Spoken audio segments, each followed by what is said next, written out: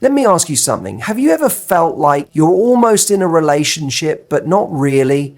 Like you're always there for him, but he disappears the moment you need him. If that hit you in the gut, don't go anywhere, because you're about to hear the truth. No one else will tell you. In this video, I'm exposing the 5 signs he's only keeping you as an option, not because you're not amazing, but because he never intended to give you the place you deserve. And trust me, the longer you ignore these signs, the harder it becomes to walk away. Here's the uncomfortable truth. Some guys will string you along for months or even years because it's easy. You're loyal, you care, you're understanding, and they know it. So they toss you just enough attention to keep you hopeful, but never enough to make you feel secure. This isn't just about spotting red flags. It's about reclaiming your clarity, your confidence, and your damn peace of mind, because you didn't come this far just to settle for almost. By the end of this video, you'll not only know the signs, you'll know exactly what to do next. So if you're tired of overthinking his every message, wondering where you stand and questioning your worth, stay right here. This could be the video that finally sets you free. Let's dive in. One of the most heartbreaking and confusing experiences in dating is when a guy starts off strong, messaging you daily, making you feel seen, wanted, and special, and then slowly starts to pull away. Suddenly, you're the one initiating all the conversations. The replies come slower, shorter, colder. You begin to overthink every word you send. Did I say something wrong? Did I come on too strong? You start blaming yourself, but deep down you know something has shifted. The truth is, inconsistency in communication is rarely about being busy or bad at texting. It's about interest, and more importantly, about priority. When someone truly values you, they don't let you sit in confusion. They don't play guessing games. They want to talk to you. They make the effort because keeping you close matters to them. But when a guy is only half in, when he's unsure or emotionally unavailable, his effort becomes sporadic. His messages feel hollow. His calls stop coming. And you're left holding on to memories of how it used to be. But here's the hard truth. When a man communicates inconsistently, he's showing you without saying a word that you're not a priority. And the more you tolerate it, the more he learns that he doesn't have to give you more to keep you around. That's how you become the fallback, the just in case, the emotional backup plan. You deserve more than half-hearted effort. You deserve someone who doesn't make you question your worth every time your phone goes silent. His attention feels like a reward you have to earn. It's not love. It's emotional manipulation. Stop shrinking your needs to fit into his lack of effort. Stop calling inconsistency mystery. A man who truly wants you will never risk losing you to silence. And if he can't be consistent with his words, he'll never be consistent with his actions. This isn't just about texting, it's about respect. And if you have to keep reminding someone how to treat you, they're not your person. Keep watching. The next sign will make things even clearer. There's a certain kind of silence that doesn't feel peaceful. It feels like punishment, like you're being put on pause until it benefits him to hit play again. And that's exactly what it feels like when a guy only reaches out when it's convenient for him. It's not just about when he calls or texts. It's why and how he does it that reveals everything. He doesn't check in when you're sick. He doesn't ask about that important meeting you were nervous about. He's never there when you're going through something real. But the second he's bored, lonely, or in the mood for attention, suddenly your phone lights up. And for a moment, you feel chosen, wanted, seen. You start to convince yourself maybe he does care. Maybe I was overthinking it. But deep down, you know the truth. He's not reaching out because he misses you. He's reaching out because it's convenient for him. And here's the thing, convenience doesn't equal connection. If his messages only come when the world slows down for him or when other plans fall through, then you're not a priority. You're a placeholder, a backup plan, a safety net for his ego. And that's not love. That's emotional selfishness. You begin to notice the pattern. He never texts during the day, only at night. He disappears for days, and when he comes back, there's no explanation, just a flirty comment or a vague compliment to keep you emotionally invested. It's all off control. He gives just enough to make you stay, but never enough to give you peace. And because those moments of attention feel so good, you start waiting for them, like emotional breadcrumbs leading you nowhere. What's worse is how quickly we start adjusting our standards. We start telling ourselves that at least he's texting, that maybe he's just not good at expressing himself, or he's probably just busy. But being busy doesn't stop someone who genuinely cares. When you matter to someone, they find time, even if it's just a simple message to say they're thinking of you. Communication doesn't require hours, it requires intent. So ask yourself, are you hearing from him when you need support or only when he needs attention? Does he show up when it's hard or only when it's easy? If you find yourself waiting around for him to remember you exist, that's not affection, that's convenience. You don't deserve to be someone's afterthought. You don't deserve to be someone he reaches for in his loneliness but forgets in his joy. Love is not about filling someone's empty moments. It's about being part of their full life. If his timing always serves him and never you, believe what it's telling you. The next sign reveals even more. Keep watching because the clarity you've been craving is coming. There's a certain kind of distance that can exist even when someone is physically present. You could be sitting right next to him, texting every day, even sleeping in the same bed, and still feel completely alone. That's what it's like when a man avoids deep emotional connection. He'll give you just enough to keep the illusion of closeness alive, but the moment the relationship starts to ask for something deeper, something real, he pulls back. And when that happens, it doesn't just hurt. It's confusing because he can be affectionate, he can be sweet. He might even say things like, I really like you, or I care about you, but somehow it never goes beyond surface level. You'll notice he dodges serious conversations. If you ask where the relationship is going, he deflects or says, let's just go with the flow. If you open up about your past, your fears, or your future, he changes the subject, jokes it off, or gets strangely quiet. There's no emotional depth, no willingness to be vulnerable, and certainly no space for you to be. Every attempt you make to connect more deeply is either dismissed, delayed, or discouraged. And what's worse, he makes you feel like you're the problem for wanting more, like you're asking for too much, like emotional intimacy is some heavy burden that you should feel guilty for needing. But let's be honest, emotional connection isn't a luxury. It's the foundation of a real relationship. Without it, all you have is moments. Moments of laughter, moments of passion, moments that feel good but fade just as fast as they came. You left clinging to fleeting highs while starving for something lasting. When a man avoids going deep,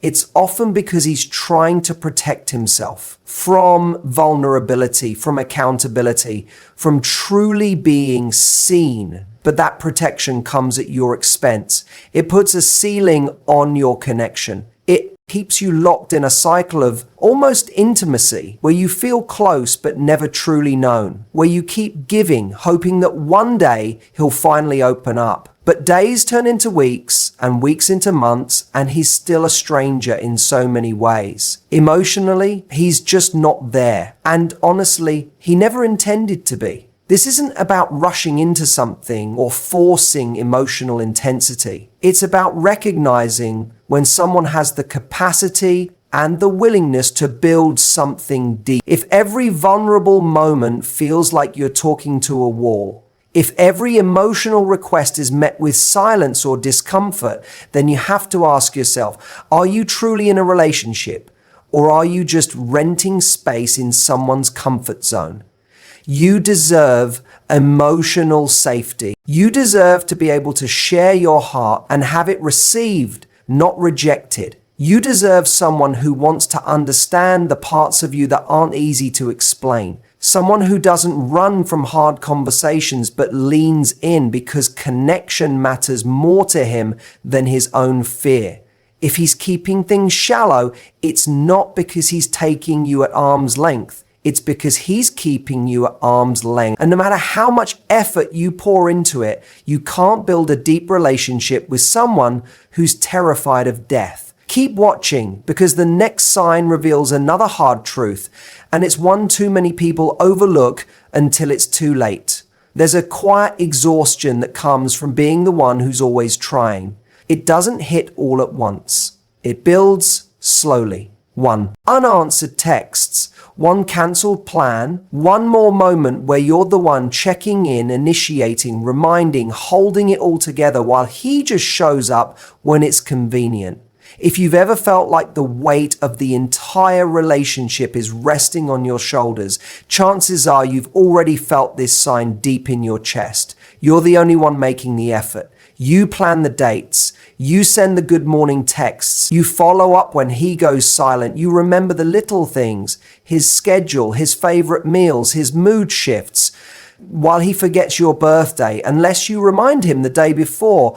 And still, you give him the benefit of the doubt. You tell yourself he's just not expressive, that he's not used to being cared for, that maybe if you just keep showing up, eventually he'll see your worth and meet you halfway. But love doesn't work like that. Real connection isn't built on one person over-functioning while the other under-delivers. It's not supposed to feel like you're constantly chasing, proving, and stretching yourself thin just to feel choke. When effort is one-sided, it stops feeling romantic and starts feeling transactional, like you're trying to earn something that should have been mutual from the beginning. When a man truly values you, effort doesn't feel forced. He doesn't wait for you to plan everything. He wants to contribute. He takes initiative because he understands that your emotional labor isn't his entitlement, it's a gift. And that gift should be met with reciprocity, not silence or excuses. It's incredibly easy to lose yourself in a dynamic like this. You start to confuse effort with love.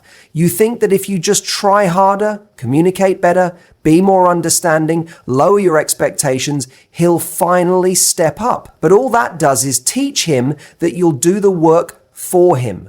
And the more you carry the emotional weight alone, the more he learns that he doesn't have to invest, because you'll never stop fighting for what he's barely showing up for. One-sided effort doesn't just hurt, it erodes your self-worth. You begin to internalize his lack of energy as a reflection of your value. You wonder, why am I not enough to make him try? But here's the truth. Your worth isn't measured by how hard someone works to keep you.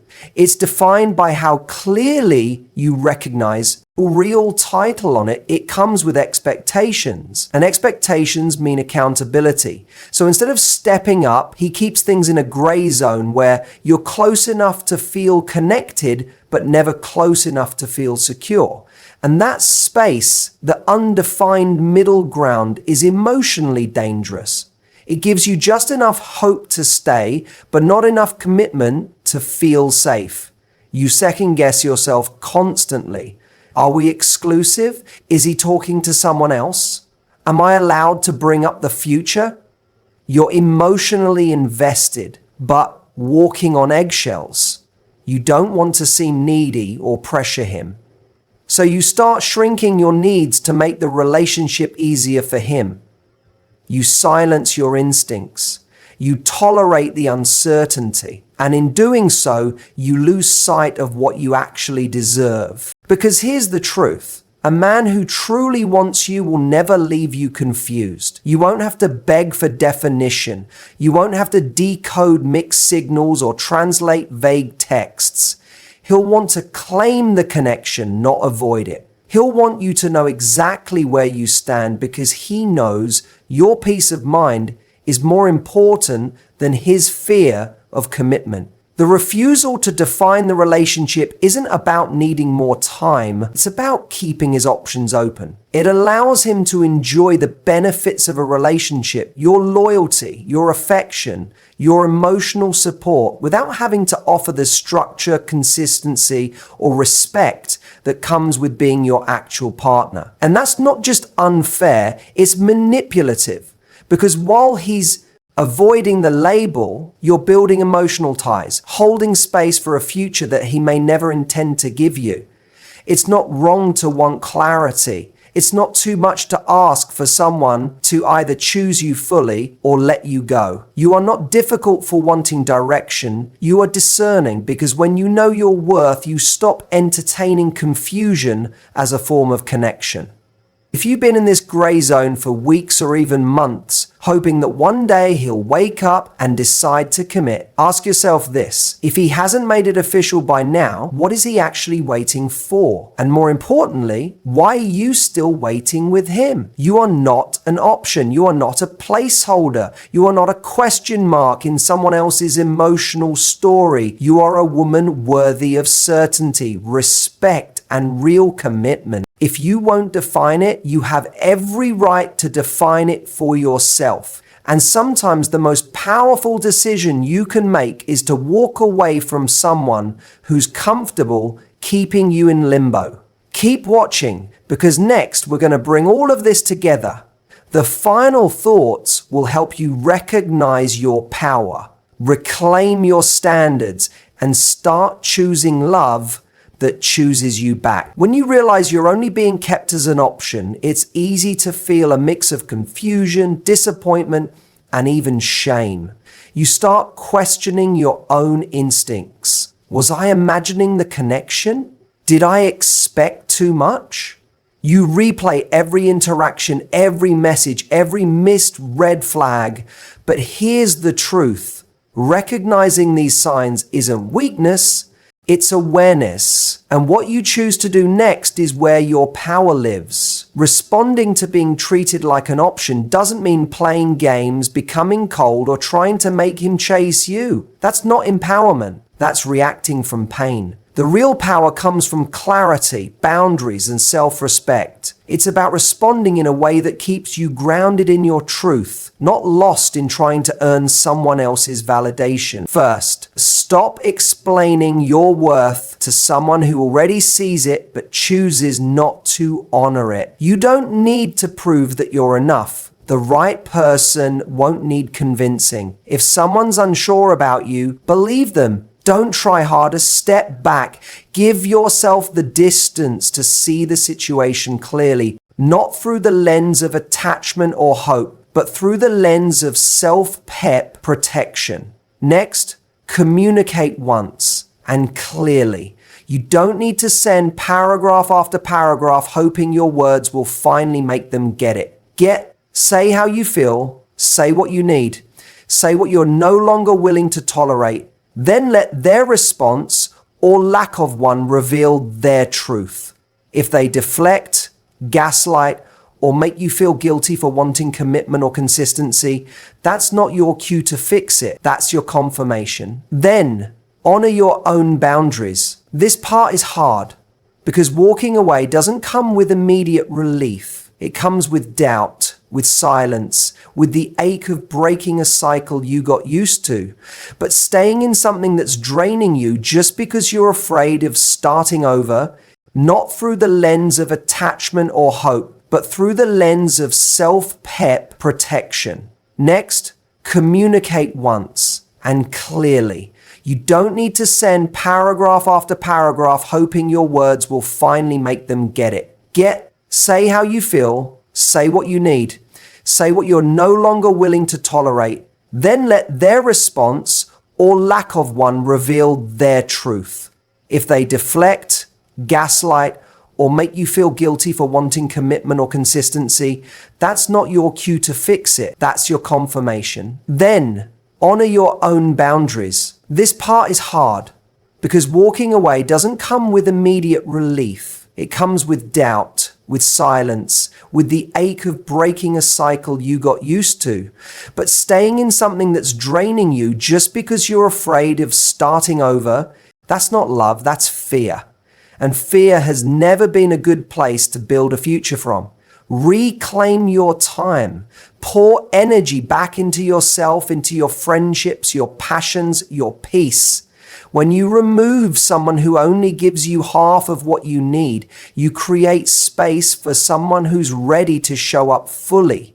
But more than that, you show yourself that you're no longer available for almost love. It's also important not to internalize this experience as a reflection of your value. Someone else's inability to choose you is not evidence that you're unworthy. It's evidence that they're not capable of the depth, consistency, and maturity you require. Let that be about them, not about you. And finally, remember, walking away isn't losing, it's choosing. Choosing yourself, choosing peace over confusion, consistency over chaos, real love over emotional crumbs. The way you respond to mistreatment teaches people how they're allowed to treat you. And it teaches you how deeply you're willing to stand in your own worth. You don't have to beg for clarity. You don't have to earn consistency. You don't have to audition for love. You just have to decide right now that your heart is too valuable to be an afterthought. When someone shows you they're only willing to give the bare minimum, respond with your absence, not your overcompensation. And that's how you stop losing yourself. By refusing to stay in places that require you to keep watching for the final thoughts that will tie this journey together and remind you just how powerful choosing yourself truly is. There's a painful beauty in almost love because it feels familiar and safe in its uncertainty. It lets you imagine the what if without ever having to face the hard reality of moving on. But almost love is exhausting. It's like trying to fill a glass that's already cracked it. Never truly satisfies.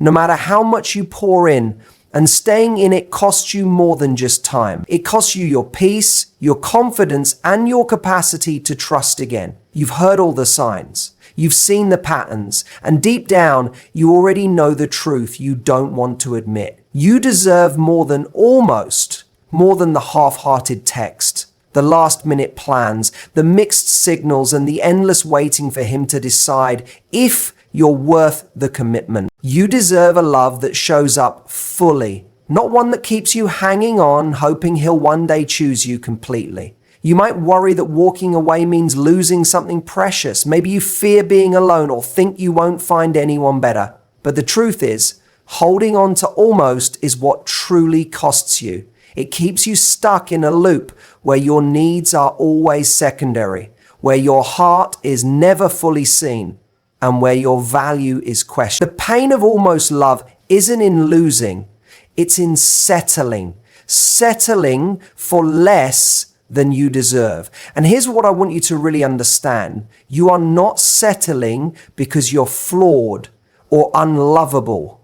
You're settling because the person you're with isn't capable of giving you what you need. And that's not your fault. It's a reflection of their readiness, their willingness, and their ability to show up, not a reflection of your worth. You deserve someone who chooses you openly, proudly, and consistently. Someone who shows up when it's inconvenient, who talks about the future, who communicates with honesty and care. Someone who values your time, your emotions, and your heart as much as you value theirs. Because real love doesn't require you to shrink your expectations or silence your needs. It invites you to grow, to shine, and to feel safe being your full self. Choosing yourself means saying no to almost love and yes to real love. It means setting boundaries that protect your heart and your happiness. It means walking away from anything that dims your light or makes you question your value. And yes, it's scary. Yes, it's uncomfortable. but the freedom and peace that come from choosing yourself are worth every moment of discomfort. Remember, love isn't a game of patience where you wait for someone else to decide you're worthy. Love is a choice you make every day, starting with how you treat yourself. When you decide you deserve more than almost, you send a message to the universe that you're ready for the kind of love that doesn't make you doubt your worth. So right now, right here, make a promise to yourself. Promise to never settle for less than the full love you deserve. Promise to honor your feelings, your time, and your heart. Promise to walk away from anyone who keeps you in limbo and open yourself up to someone who will never leave you guessing. You are worthy of love that's clear, consistent, and committed. You are worthy of a relationship where you're seen, heard, and treasured. Not an option, not an afterthought. You deserve all that and more. Thank you for watching, for listening, and for being brave enough to face these truths. Your journey to real love starts with you. And when you choose yourself, you choose the possibility of something beautiful and lasting. Keep your head up, your heart strong, and never forget, you deserve more than almost. You deserve everything.